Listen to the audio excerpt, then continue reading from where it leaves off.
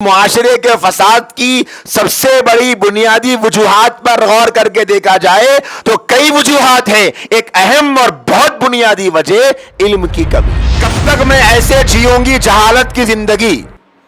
کیوں میں نہیں سیکھ سکتی دین؟ آج اس مدرسے کے ذریعے سے اس علاقے میں ماشاءاللہ کافی منظم انداز سے کافی بہترین طریقے پر بڑے اچھا کام ہو رہا ہے. جو بہنیں یہاں پر اس اجتماع میں شرکت کرنے کے لیے آتی ہے، میں ان سے کہنا چاہتا ہوں کہ آپ سب سے پہلے اپنے آپ کو دین سکھائیے. بچوں کو تو سکھانا ہے، سب سے پہلے اپنے آپ کو آپ اپنے دین کے سیکھنے کی فکر پیدا کر لیجئے. 50 باتیں نہیں، حالات ایسے ہو گئے، حالات سناتے جائیں. بہت سے واقعات سنانے کو موجود ہیں، لیکن حالات سنا کے کیا کریں گے؟ حالات سنانے کا مقصد حالات کا حل ہونا ہے، حل کرنے کی فکر کرنا ہے. حالات سنانے کا مقصد حالات بیان کرنا نہیں ہے، حل کرنا ہے. حل کیسے ہوں گے حالات؟ اگر حالات کے آنے کی معاشرے کے فساد کی سب سے بڑی بنیادی وجوہات پر غور کر کے دیکھا جائے تو کئی وجوہات ہیں. ایک اہم اور بہت بنیادی وجہ علم کی کمی ہے، جہالت ہے. وہ علم آ جائے گا تو پھر جہالت بھاگ جائے گی. علم کے نور سے جہالت کا اندھیرا بھاگ جائے گا. اسی لیے سب سے پہلے میں ان بہنوں کو جو دینی بیان سننے کے لیے، اجتماع سننے کے لیے یہاں آتی ہے، میں ان سے کہنا چاہتا ہوں کہ آپ اپنی دین کے سیکھنے کی پہلے فکر کریں.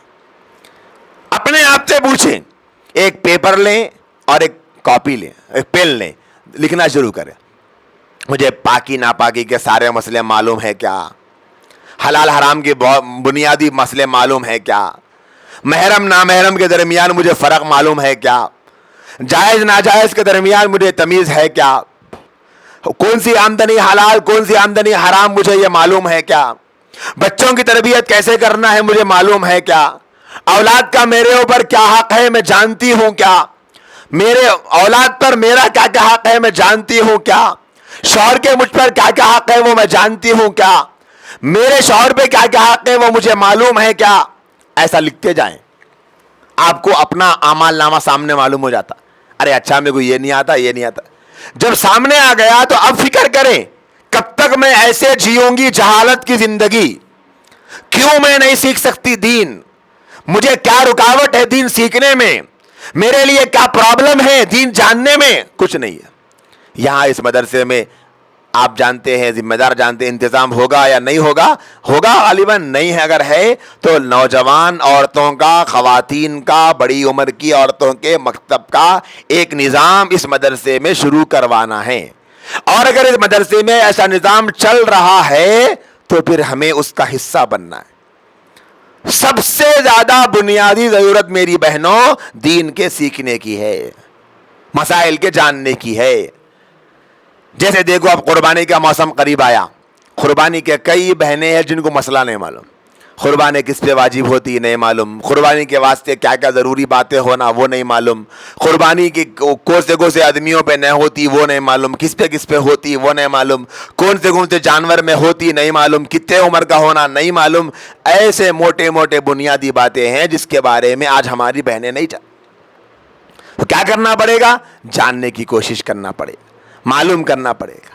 اسی لیے میری ماؤں اور بہنوں، یہ میں نے موٹی باتیں کہی، اور بہت ساری تفصیل ہے. کتنی بہنیں ہیں بچہ گود میں پیشاب کر لیا تو نہیں معلوم کپڑے پاک کیسا کرنا، کپڑے پاک ہوتے نہ ہوتے، ہوئے تو کیسا ہوتے. جس بیڈ شیٹ پہ بچہ پیشاب کر لیا تو کیا ہے وہ پاک کرنے کا طریقہ معلوم ہی نہیں. بیڈ شیٹ پہ پیشاب کر لیا بچہ 8 دن تک نہیں بدلے، نماز ہی نہیں پڑھ رہے، کئی کو بولے تو وہ گندی ہے بچہ پیشاب کرا. یہ حالت چل رہا ہے آج کل. اسی لیے میں اپنی بہنوں سے کہنا چاہتا ہوں، اللہ کے واسطے دین سیکھنے کے لیے وقت نکالیے. گھنٹہ 2 گھنٹے کا وقت کوئی مشکل نہیں.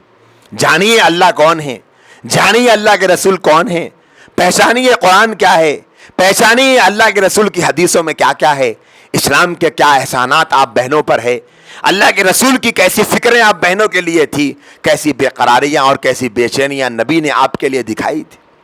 میری ماں اور بہنوں، اس وقت ضرورت ہے